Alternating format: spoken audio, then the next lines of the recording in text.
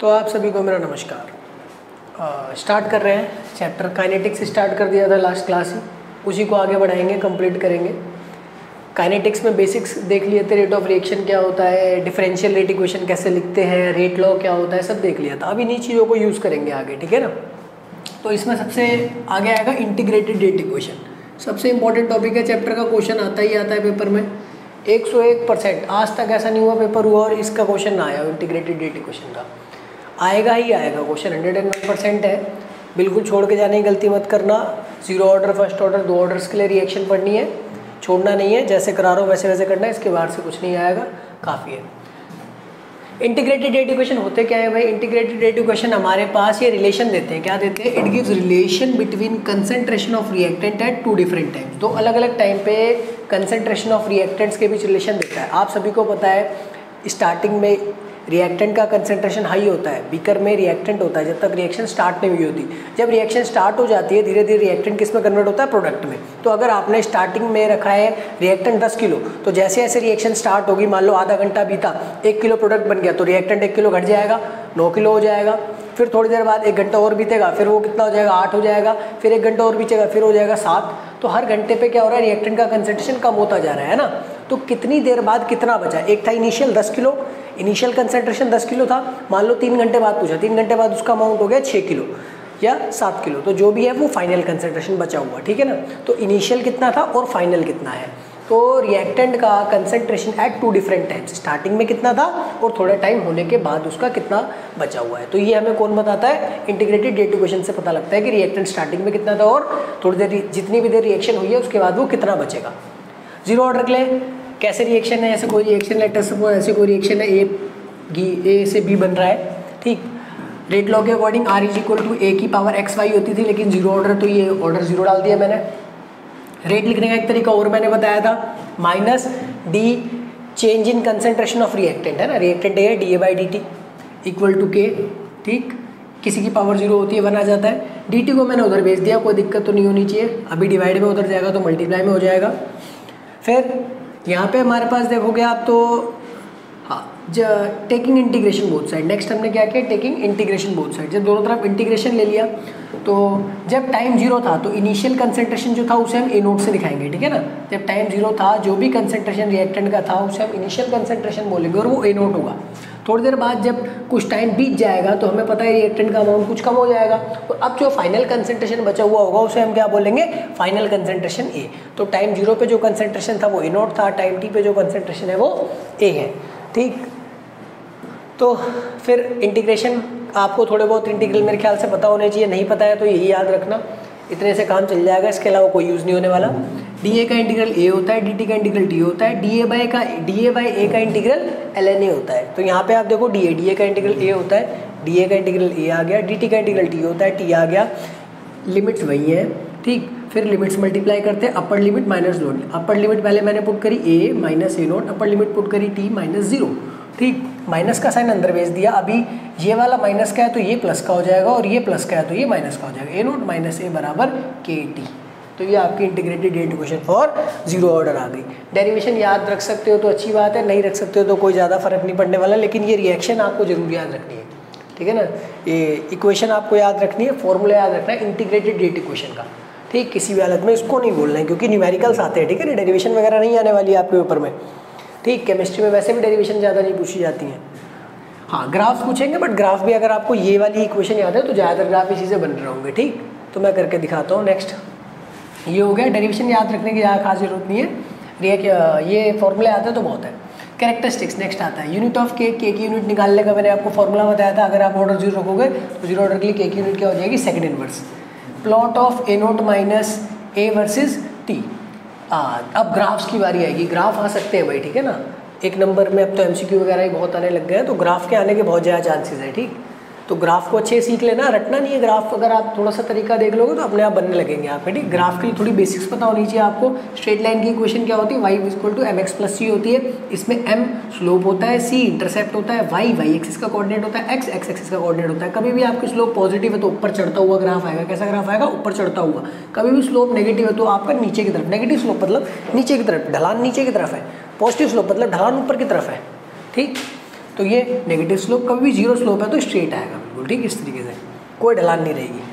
तो जैसे हमको कभी प्लॉट बनाना है, आप ध्यान रखना है, जैसे इसने बोला है a0 माइनस ए वर्सेस टी का प्लॉट बनाओ, तो जो भी चीज़ बाय कन्वेंशन पहले लिखी होगी उसे आप वाई एक्सिस पे लिखना हर बार, ठीक है ना। बाय कन्वेंशन जो चीज़ पहले लिखी होती है उसे वाई एक्सिस पे लिखना, जो चीज़ बाद में लिखी होगी उसे एक्स एक्सिस पे लिखना, ठीक।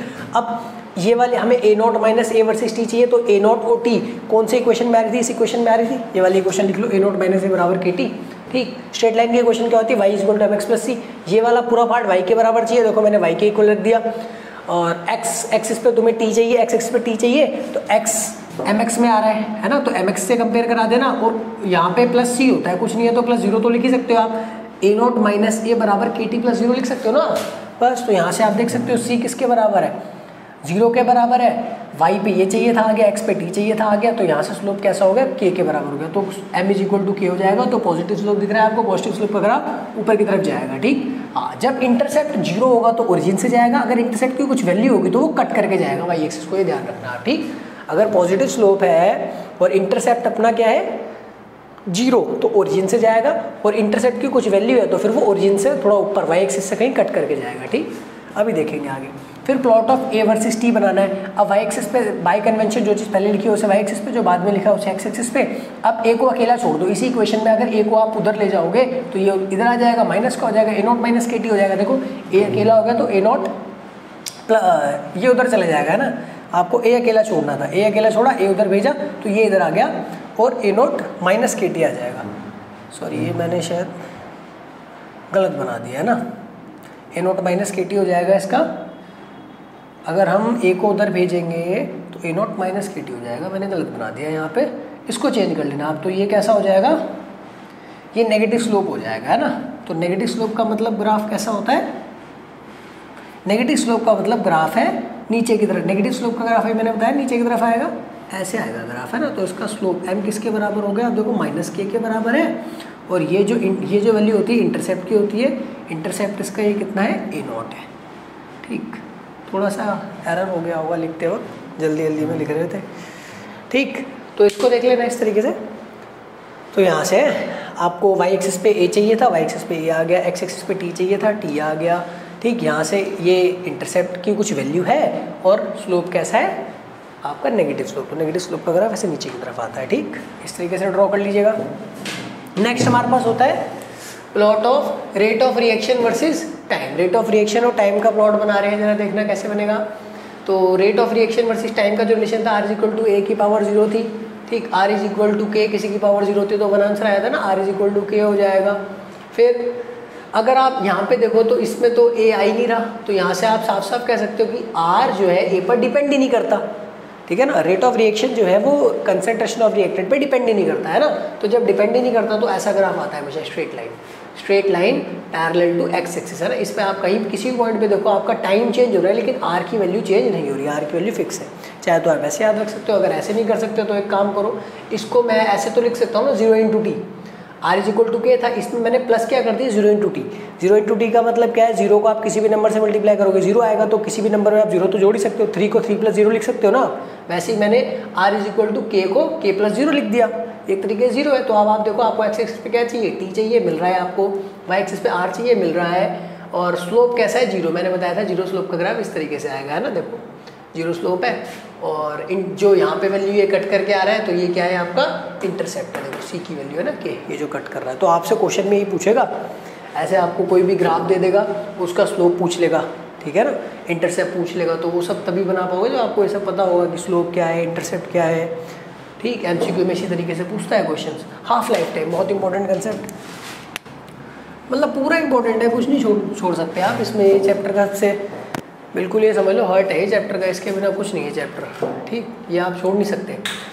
तो हाफ लाइफ टाइम क्या होता है, हाफ लाइफ टाइम होता है time required to reduce the concentration of reactant to initial value. मतलब अगर आपने स्टार्टिंग में 10 किलो लिया है, तो 10 किलो का 5 किलो होने में कितना टाइम लगेगा, है ना। 10 का आधा कितना होता है 5, अगर 10 किलो लिया है तो उसको 5 किलो होने में कितना टाइम लग रहा है, is known as t half, ठीक है। तो कितने टाइम में वो इनिशियल कंसंट्रेशन का आधा हो जाता है, उसे हम क्या कहते हैं टी हाफ। इनिशियल कंसंट्रेशन ए है, फाइनल कंसंट्रेशन ए है। ए को मैं ध्यान से देखो A0/2 लिख सकता हूँ, ये मैंने बताया। अगर आपने स्टार्टिंग में 10 किलो लिया है तो 10 का आधा कितना होता है 5, 5 को आप 10/2 तो लिख ही सकते हो ना। तो इसलिए मैंने ए को ए नॉट बाई 2 लिख दिया और टाइम टी था, टी यहाँ पे इस केस में क्या हो जाएगा, टी हाफ हो जाएगा, है ना। तो इसको फॉर्मूला डिराइव करते हैं। इंटीग्रेटेड रेट इक्वेशन क्या था, ए नॉट माइनस ए बराबर के टी। ए नॉट तो ए नॉट ही है, ए की जगह मैं क्या लिख सकता हूँ, ए नॉट बाई 2, इनको माइनस करोगे तो ए नॉट बाई 2 इक्वल टू के टी हाफ। अगर आप के को नीचे ले आओगे तो टी हाफ बराबर ए नॉट बाई 2 के हो जाएगा, जो कि मैंने बता दिया है। फॉर्मूला याद रखना, एक तो फॉर्मूला आपको याद रखना ए नॉट माइनस ए बराबर के टी, जो कि इंटीग्रेटेड रेट इक्वेशन है जीरो ऑर्डर के लिए, और जीरो ऑर्डर के लिए टी हाफ का फॉर्मूला क्या है, ए नॉट बाई 2 के। ठीक है, दोनों फॉर्मूले याद रखने हैं। 4-5 ही फॉर्मूले हैं इसमें इंटीग्रेटेड रेट इक्वेशन में, इसी से क्वेश्चन आते हैं। जब मुझे टाइम मिलेगा क्वेश्चन कराने का तो क्वेश्चन भी प्रैक्टिस कराऊंगा आपको सारे, ठीक है ना। Plot of T half versus A naught, तो T half versus A naught का ग्राफ बनाते हैं तो किस तरीके से आएगा हमारे पास, देख लो टी हाफ और ए नॉट किस एक्सप्रेशन में आ रहे थे, इसमें आ रहे थे, इसी एक्सप्रेशन को लिख लिया मैंने, t half is equal to a naught by 2 k, कुछ नहीं है तो प्लस 0 लिख दिया, तो इंटरसेप्ट 0 हो गया यहाँ से। एक्स वाई एक्सिस पे टी हाफ चाहिए था, टी हाफ आ गया, एक्स एक्सिस पे हमें क्या चाहिए, ए नॉट आ गया। तो यहाँ पे क्या बचा, 1/2 के बचा ना, इसका मतलब स्लोप किसके बराबर होगा, 1/2 के। और आप देख सकते हो यहाँ पे पॉजिटिव स्लोप है, इंटरसेप्ट क्या है, इंटरसेप्ट 0 है और स्लोप की वैल्यू 1/2 के, पॉजिटिव है ना, पॉजिटिव स्लोप ऊपर की तरफ आता है, चढ़ता हुआ है ना, तो आएगा स्ट्रेट लाइन। ऐसे ग्राफ को हम कहते हैं straight line passing through origin. ठीक, इंटरसेप्ट 0 था इसलिए फिर ये ग्राफ कहाँ से जाएगा, ओरिजिन से जाएगा। तो इस तरीके का कोई भी ग्राफ आपसे पूछे आप बना सकते हो। क्वेश्चन आगे प्रैक्टिस करेंगे, फिलहाल आप इसको नोट करो, फिर आगे करते हैं। ठीक, मैं फर्स्ट ऑर्डर के लिए कराता हूँ। हाँ जी, तो जीरो ऑर्डर के लिए इंटीग्रेटेड रेट इक्वेशन देख चुके थे, 2 फॉर्मूले भी थे integrated rate equation for zero order, और एक फॉर्मूला था टी हाफ का, दोनों हम लोग डिराइव कर चुके थे। डेरिवेशन मैंने बोला था अगेन ज़्यादा इंपॉर्टेंट नहीं है, बट फॉर्मूला बहुत इंपॉर्टेंट है और ग्राफ बहुत इंपॉर्टेंट है। ठीक, नेक्स्ट आता है for first order. First order के लिए बनाएंगे तो सेम रिएक्शन है, r is equal to rate law के अकॉर्डिंग रेट लिख देते हैं, आर इज इक्वल टू के ए की पावर, फर्स्ट ऑर्डर तो पावर 1 हो जाएगी, किसी की पावर 1 है तो के ए सेम रहेगा। रेट को हम डिफरेंशियल रेट इक्वेशन की फॉर्म में minus D A by D T लिख देंगे। ठीक, यहाँ पे के अगर मैं ए को नीचे ले आऊँ डी टी को वहाँ भेजूँ तो कोई दिक्कत नहीं होनी चाहिए ना, ए यहाँ पे मल्टीप्लाई में तो डिवाइड में हो जाएगा, यहाँ पे डिवाइड में तो जाएगा मल्टीप्लाई में हो जाएगा। फिर इंटीग्रेशन दोनों तरफ ले लिया, इंटीग्रेशन लेंगे तो क्या हो जाएगा, और जब यहाँ पे टाइम 0 है तो इनिशियल कंसंट्रेशन रिएक्टेंट का ए नॉट है, जब टाइम टी है तो फाइनल कंसंट्रेशन ए है। मतलब स्टार्टिंग में जब अगर 5 किलो था तो 2 घंटे बाद जितना है वो फाइनल है बचा हुआ। ठीक, टाइम के साथ रिएक्टेंट का कंसंट्रेशन कम होता है, आपको ये बात मैंने बार बार बताई है, और प्रोडक्ट का बढ़ता है किसी भी रिएक्शन में। ठीक, ए धीरे धीरे बी में कन्वर्ट होगा तो ए का कंसंट्रेशन घटेगा, बी का बढ़ेगा। फिर डी ए का इंटीग्रल पीछे अभी देखा आपने, डी ए बाई ए का इंटीग्रल एल एन ए होता है। ठीक, A naught by A upper limit lower limits है। ठीक है, लिमिट्स अंदर डाल देंगे, upper limit minus lower limit, तो L N A minus L N A naught, minus अपना बाहर है T minus 0, upper limit minus lower limit, minus को अंदर भेजेंगे तो ये माइनस का था ये प्लस का हो जाएगा, ये प्लस का था तो ये माइनस का हो जाएगा और के टी हो जाएगा। लॉग का एक फॉर्मूला हम जानते हैं, log a naught by a, है ना, लॉग एम माइनस एन, आपने फॉर्मूला पढ़ा होगा, लॉग एम माइनस एन का फॉर्मूला क्या होता है, log M by log n. तो ये एल एन क्या होता है, एल एन नेचुरल लॉग ही होता है, तो सेम फॉर्मूले के अकॉर्डिंग ही चलता है। तो एल एन नेचुरल लॉग होता है, तो L N A naught minus A, L N A naught by A लिख सकते हैं, है ना। L log M minus N, जैसे लॉग एम बाय एन होता है वैसे ही L N M minus N भी L N M by N हो जाएगा, है ना। तो L N A naught by A लिख सकते हैं के टी, और एल एन को हम सॉल्व नहीं कर सकते, हाथ से है, और 12th क्लास तक आपको हाथ से ही कैलकुलेशन करने हैं, कैलकुलेटर तो अलाउड नहीं है। नेचुरल लॉग को आप कैलकुलेटर सॉल्व कर सकते हो, हाथ से सॉल्व नहीं कर सकते। ठीक, आप लॉग को हाथ से सॉल्व कर सकते हो, इसलिए फिर हम नेचुरल लॉग को लॉग में कन्वर्ट कर लेते हैं। नेचुरल लॉग को लॉग में कन्वर्ट करते हैं, 2.303 से मल्टीप्लाई करना पड़ता है, तो 2.303 आ जाएगा, एल एन लॉग में कन्वर्ट हो जाएगा, तो ये फॉर्मूला बन जाएगा 2.303 लॉग ए नोट बाई ए बराबर के T. Integrated rate equation first order के लिए याद कर लेना है, बिल्कुल छोड़ना नहीं है, किसी भी हालत में न्यूमेरिकल्स आएंगे। 4 फॉर्मूले हैं सिर्फ। यूनिट ऑफ के, हाँ यूनिट ऑफ के में थोड़ा करेक्शन कर लेना, मैंने आपको जो जीरो ऑर्डर में लिखवाया था फर्स्ट ऑर्डर की लिख दी थी, शायद सेकंड इनवर्स है ना, वो पता नहीं यहाँ थोड़ा दिमाग कहाँ चल रहा है, 1-2 एरर हो चुके हैं, तो देख लेना, लिख देता हूँ, जल्दी जल्दी लिख रहा हूँ आज क्योंकि वही है। ठीक है, तो जब जीरो ऑर्डर के लिए आप n की वैल्यू 0 डालोगे इस फॉर्मूले में तो 1 - 0 1 बचेगा, और 1 से इंटू करोगे तो वही एज इट इज़ बचेगा, मोल पर लीटर पर सेकंड। तो जीरो ऑर्डर के लिए मोल पर लीटर पर सेकंड होती है, और फर्स्ट ऑर्डर के लिए जब n की वैल्यू 1 डालोगे आप तो 1 डाल देंगे तो मोल और 1 - 1 0 हो जाएगा, किसी की पावर 0 तो 1 पूरा 1 बचेगा, मतलब सारा हट जाएगा, सिर्फ क्या बचेगा सेकंड इनवर्स। ठीक, तो यूनिट चेंज कर लेना, वहाँ पे करेक्ट कर लेना आप जीरो ऑर्डर में। ठीक है, राइट। नेक्स्ट है हमारे पास प्लॉट ग्राफ्स बनाने हैं। ग्राफ भाई अगेन वही कंसेप्ट है, स्ट्रेट लाइन की question y equal to mx plus c बताओ आपको, पॉजिटिव स्लोप ऊपर की तरफ, नेगेटिव स्लोप नीचे की तरफ, ठीक। अगर positive slope with some intercept, अगर इंटरसेप्ट है तो y एक्सिस को कट करके जाएगा, इंटरसेप्ट नहीं है तो फिर वो ओरिजिन से जाएगा। इन्हीं चीज़ों का ध्यान रख के बना देना। बाय कन्वेंशन जो चीज़ पहले लिखी है उसे y एक्सिस पे, जो बाद में लिखा है उसे x एक्सिस पे ले लेना, ठीक। ln a note by a किस फॉर्मूले में आ रहा है, इस फॉर्मूले में आ रहा है। भाई आपको ये वाला फॉर्मूला याद रखना है, सिंपल। बाकी आप लॉग के फॉर्मूले जानते ही हो, अगर आप लॉग को ln में कन्वर्ट करोगे तो 2.303 चला जाएगा, बस ऐसे कर लेना। ln को लॉग में करते हो तो आ जाता है, लॉग को ln में करोगे तो चला जाएगा, इतना ध्यान रखना। तो ln a note by a बराबर kt, कुछ नहीं है तो प्लस 0 लिख दिया, y एक्सिस पे चाहिए y पे मिल गया, y equal to mx plus c। x हमें इसमें मिल रहा था ना t, x पे हमें t चाहिए और kt में मिल रहा है, तो इस वाली टर्म को mx के बराबर रखना होगा है। तो x पे t मिल गया, m k के बराबर हो गया, इंटरसेप्ट 0 है, आप साफ साफ देख सकते हो यहाँ पे जो स्लोप है वो k के बराबर है, पॉजिटिव स्लोप का ग्राफ, और इंटरसेप्ट 0 तो ओरिजिन से जाएगा, straight line passing through origin. ln a versus t, ln a के लिए फिर वही ln log m by n का फॉर्मूला होता है log m minus log n, तो वही कर लिया मैंने, ln m minus ln n इस फॉर्म में लिख लिया, ln a note minus ln a। अगर आपको log में ज़रा सा भी इशू है तो आप देख लो, वीडियोस पड़ी हुई है चैनल पे, log एंटी लॉग के 5-5 मिनट के 2 बना रखे हैं मैंने, उसको अच्छे से देख लेना है। लॉग में कोई इशू ना रह जाए आपको, क्योंकि बिना लॉग के तो चैप्टर चलेगा नहीं, ना आपका इलेक्ट्रो चलेगा ना आपका काइनेटिक्स चलेगा। नेक्स्ट आता है इसके अंदर, तो इस तरीके से ब्रेक कर लिया। हमें y एक्सिस पे ln a चाहिए तो ln a को अकेला करेंगे, ln a उधर जाएगा तो ये माइनस का हो जाएगा, ln a not minus kt ऐसा कुछ बचेगा। फिर कंपेयर करा लेना, y एक्सिस पे तुम्हें ln a चाहिए था, आपको मिल गया, x एक्सिस पे आपको टाइम चाहिए, मिल गया। तो यहाँ से स्लोप हो गया माइनस k के बराबर, इंटरसेप्ट हो गया ln a, तो माइनस k मतलब नेगेटिव स्लोप मतलब नीचे की तरफ जाएगा, तो m बराबर हो गया माइनस k, और आपका जो ये पॉइंट है इसको हम बोलते हैं इंटरसेप्ट, है ना। तो इंटरसेप्ट आपका क्या हो गया, ln a नॉट, तो इस चीज़ का ध्यान रखना बस। फिर ग्राफ बनाओ।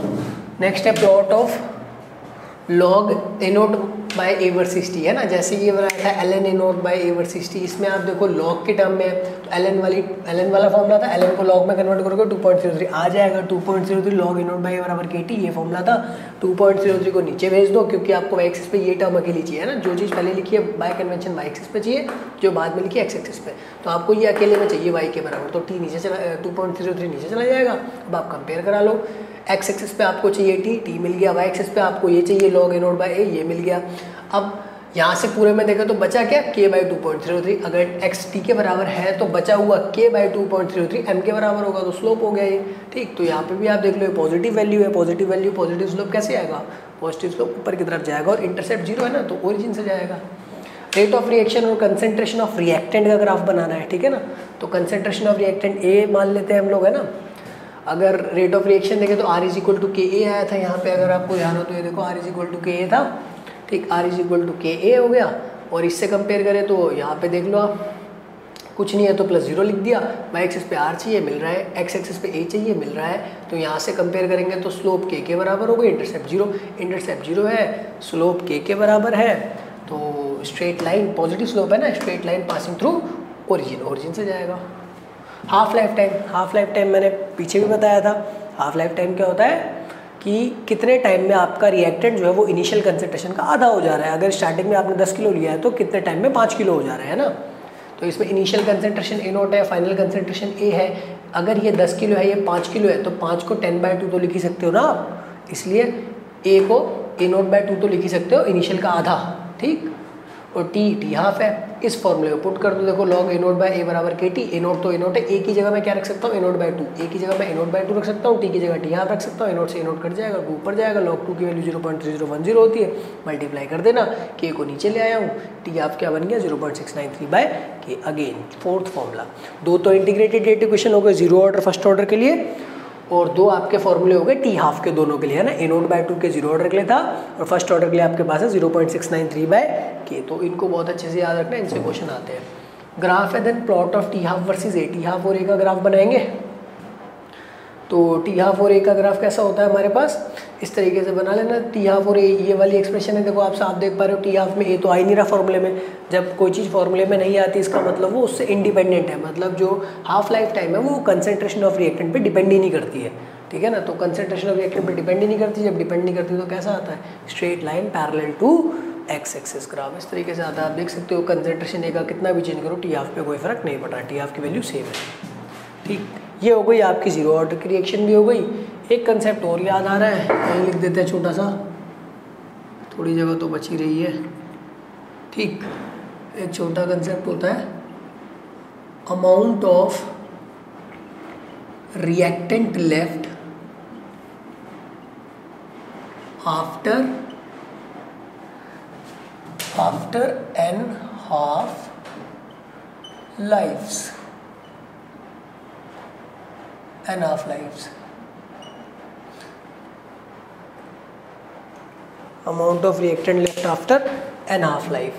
देखना जरा कैसे होता है अमाउंट ऑफ रिएक्टेंट लेफ्ट। मतलब अगर आपके पास स्टार्टिंग में आपको पता है कोई चीज़, आप रिएक्टेंट आपके पास 10 किलो है, पहली हाफ लाइफ के बाद कितना हो जाएगा 5 किलो, दूसरी हाफ लाइफ के बाद 2.5 किलो, तीसरी हाफ लाइफ के बाद 1.25 kg, चौथी के बाद 1.25 का भी आधा। तो ऐसे हाफ हाफ कर सकते हो आप, एक तो ये तरीका है। अदरवाइज मैं आपको फॉर्मूला डिराइव कर देता हूँ, उससे कर लेना आप। जैसे मैंने बताया अगर इनिशियल कंसंट्रेशन ए नॉट है तो फर्स्ट हाफ लाइफ के बाद कितना हो जाएगा, ये फर्स्ट हाफ लाइफ के बाद इनिशियल का आधा हो जाएगा, ए नॉट बाय टू। अब सेकेंड हाफ लाइफ के बाद कितना हो जाएगा, ये ए नॉट बाय टू का भी आधा, सेकेंड हाफ लाइफ के बाद ए नॉट बाय टू का भी आधा, ये कितना हो जाएगा, ए नॉट बाय 4। और थर्ड हाफ लाइफ के बाद कितना हो जाएगा, ये थर्ड हाफ लाइफ के बाद ये कितना हो जाएगा, A naught by 4, sorry A naught by 4 था ना, पहले ए नॉट था, ए नॉट बाय 2 हो गया, इसका आधा ए नॉट बाय 4 हो गया, अब ए नॉट बाय 4 का आधा हो जाएगा, ए नॉट बाय 4 का आधा हो जाएगा, ए नॉट बाय 8। अच्छा ध्यान से देखो, इसको मैं ऐसे लिख सकता हूँ, ए नॉट बाय 2 को ए नॉट बाय 2 की पावर 1, ए नॉट बाय 4 को ए नॉट बाय 2 की पावर 2, इसको मैं कैसे लिख सकता हूँ, ए नॉट बाय 2 की पावर 3। तो आप देख रहे हो जोन सी हाफ लाइफ है पावर वही आ रही है, second half life power 2, third half life power 3, fourth half life power 4। तो एन हाफ लाइफ में पावर क्या आ जाएगा, एन आ जाएगा। तो जनरल फॉर्मूला हो जाएगा ए नॉट बाय 2 की power n. N half life के बाद आपको पता करना है कि कितना अमाउंट आपके पास रिएक्टेंट का बचा है, तो आप सीधे फॉर्मूला लगा देना ए नॉट बाय 2 की पावर एन। ये फॉर्मूला याद रखना, अमाउंट ऑफ रिएक्टेंट लेफ्ट मतलब रिएक्टेंट कितना बचा है।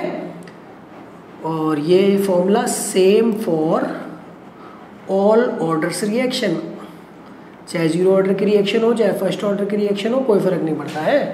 किसी भी ऑर्डर की रिएक्शन हो, सारे ऑर्डर की रिएक्शंस के लिए फॉर्मूला सेम रहता है। ठीक, तो ये आप एक ध्यान से देख लेना, इससे भी क्वेश्चन देखे हैं मैंने। बस आज के लिए इतना रखते हैं। तो आप सभी को मेरा धन्यवाद, टाइम आपका बिल्कुल वेस्ट नहीं करता मैं। मिलते हैं नेक्स्ट वीडियो में।